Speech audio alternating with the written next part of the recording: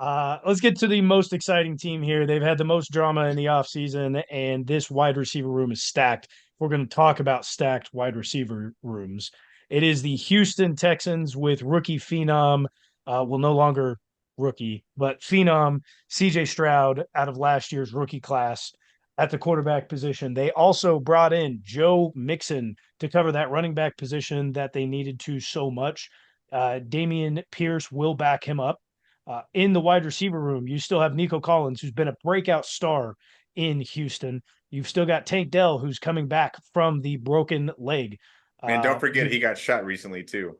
he did get shot. You've got Robert Woods. You've got Noah Brown, who was an unsung hero of last year's team, stepping in for Tank Dell when he went down. John Mechie the third, who's still kind of on that back end of that wide receiver room because of the initial cancer diagnosis coming out of college. They picked up Ben Skowronek, the short white receiver that came out of the Rams. And then obviously the big trade that happened during the offseason, Stephon Diggs has implanted himself as potentially the number one receiver in this room. Yeah, we finally got a Diva down in Houston. It's lovely to see. He usually does great in the first year, doesn't tear the team up yet. Luckily, he's going to finish this contract out, and it's a 1 year deal. So see if he can break it up faster than he normally does. I don't think he will. I think he's going to be a big hit in that locker room. They're going to love him, and he's going to be shipped out, go somewhere else by next year. Do you think he goes somewhere else if they love him in the locker room? Again, like you said, they did restructure his contract, so it's just a 1 year deal. He's a free agent, unrestricted at the end of this season. Do you think that they'll probably bring him back should he play well enough? No, definitely not. We've seen it before. He's a cancer to the locker room apparently after a year. So if they get what they want out of him this year, what the other guys underneath them learn from him and grow, they'll be fine moving forward, and they'll have that much more cap space going forward to pay CJ down the road. I don't think it works out like that. I think like the fan base and like others are gonna buy in if they do well. Oh, Uh, 100%. Yeah, they should. but in a rational, cold, logical sort of way, you're probably right, Sean. I know. I agree with Sean 100%. He needs to be. If I'm the Texans, he sticks around for a year and you get him out because of the historic problems. Um, and they've got the wide receiver room to like back up him leaving. Totally okay with him gone. You've got the talent there. You've already paid Nico. Tank Dell's under contract for a while. And then you'll have draft picks to back it up if you need to. And why pay a receiver on that team of all teams $30+ million a year? No need.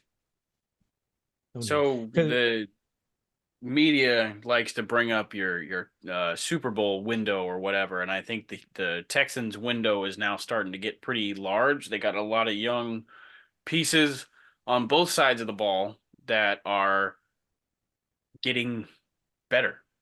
For the foreseeable future, the Houston Texans should be a contender, and I do think if it goes well, they'll probably try to keep Stephon Diggs around. Who knows what pieces stay and what pieces don't, but you got to think that for the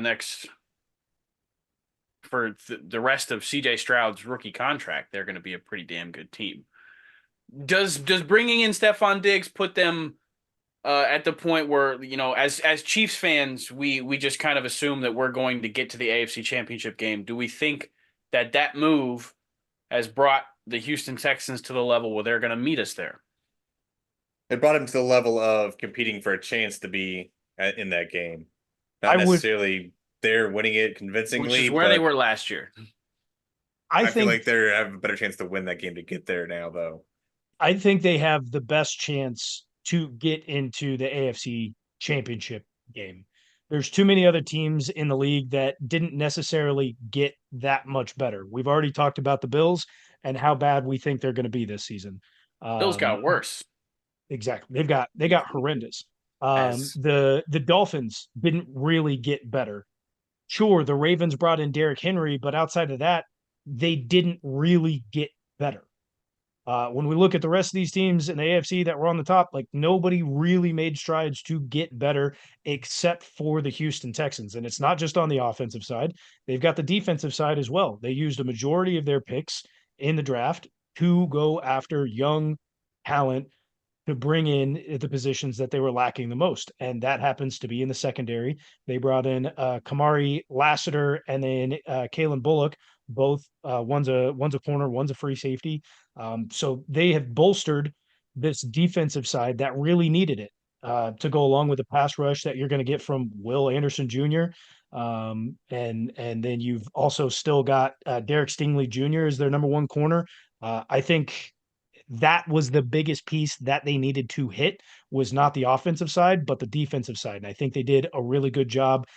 Not only that of bolstering the defensive side, but they'll do a good job of really training these young guys that are in now their second, maybe third year in the league are going to make big strides to be a lot better moving forward, especially as they get to the end of the season.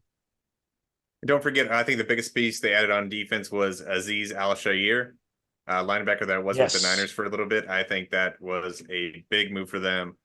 He's going to help them out a lot as well coming up this year. They also have that championship mentality on this team as well. Don't forget about that. Tommy Townsend, best punter in the league. I'm sure he'll be making strides with them as well. Anybody notice how many times Ty Bob said strides in that last little? Almost as many times as you said obligatory earlier this podcast. I thought I only said it once. No, you're on a roll. It's preseason rankings.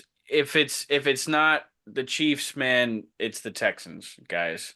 I think they're better than the Ravens. I think the extra reps and the as much experience as you can get these young guys on, especially on their defensive side of the ball, I think that they'll get even better. Because that's where, I mean, you made a good point with Derek Stingley's young, Will Anderson Jr., second year in the league. They added some good pieces in the draft. Like they're a young, fast defense. So employing them, doing what they do, getting the reps, gaining the experience, gaining the chemistry, gaining the brotherhood that comes along with playing football. By the playoff time this year, I think they are going to be a better football team than the Baltimore Ravens, and I think they should be. If they don't have to play us, before the AFC Championship game, I think that's who should be there outside of us. Is that the new rivalry we start seeing in the AFC Championship game then, moving forward? I'm so tired of we're going there. That. We're going there, man. You can't say it's a rivalry because we haven't played them. They haven't been there. They haven't made it. It's maybe I will say it's the most exciting matchup that we're looking at this point in time. But you can't say that it's a rivalry. It hasn't gotten to that point. It's going to have to go through the cycle of. It's going to have to go through the cycle of scheduling because, we got the Bengals and the Bills as rivals outside of our division because they kept scheduling those games. Every single year for the past 4 fucking years, we've played the Bengals and the Bills in the regular season, damn near. If I'm off by 1 or 2 games, so be it. But we eventually would see them in the playoffs. So it felt like a rivalry. It's going to have to go through the scheduling. I don't know. I mean, we play them December 21st. We'll have to play them next year and the year after that, and probably play them once in the playoffs. Yeah, but it's a starting point of it all. Do you think that this is the starting point off? It could be. It very well could. It's always. I mean, us and somebody else from. They're going to have to beat us one time. We're going to have to. What I would say would denote a rivalry between teams. Is that they have to play? They have to play 3 times. Both teams have to win. If the Ravens beat us, then they're you know, that's our rival right now. Like I feel like they're much closer than the Texans are If we go because and beat the we have to Ravens, play the Ravens first game of the season, right? if we go and beat the Ravens on September 5th, It's not a Thursday night rivalry. football, it's not a It's not. rivalry, and they don't stand a chance. Like we're just gonna put that one to the side. We're done playing with that toy, and Raven can kick rock. Texans, Vegas has the Texans here, boys, at 9.5. With some of these lines that we have been reading, regardless of what you think uh, of our picks being good or bad on the over unders, these lines are crazy all across the board. I think a few of them are tough. If you're in a state that allows betting, go and bet at your favorite sports book, because I think you can end up making quite a lot of money on some of these picks. Let's see you do Especially it. if you Take parlay. it to the bank, Ty Bob. Take it to the Take it bank. to the bank, Ty When this Bob. show ends, I'm going on and I am making my futures bets. Hey, do it for every single pick, man. I got it all written down for you. I'm not doing that. Come on, I just will a do it dollar. I will put in a parlay. Okay. All right, fine. You fine. Okay. That was Take it so to the easy to bank. talk him into it. That was way too easy. What did I say it was? Is 9.5 for the Texans. I think Vegas is crazy here with this line. I'm going over. Hammer it. Over. Oh, we're all over. Obligatory. Over.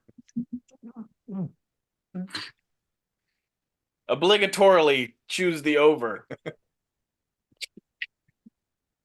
Oh my gosh. All right. We You're have welcome. 2 divisions left to go. We have the AFC West and the NFC West, and we'll be joined next week by a special guest, friend of the show, Kyle Rickert, Special friend of the Broncos fan. show. Special friend of the show. He's going to be joining us to break down his favorite team, the Broncos, with their rookie quarterback, who has been named the starter and is the first rookie quarterback to start for the Broncos since John Elway. Make sure to join us next week as we break down those 2 divisions, let you know how the over and unders will be right And we're before 2 weeks kickoff away. on September 5th. Until next time, go Chiefs. Go Chiefs. Go Chiefs.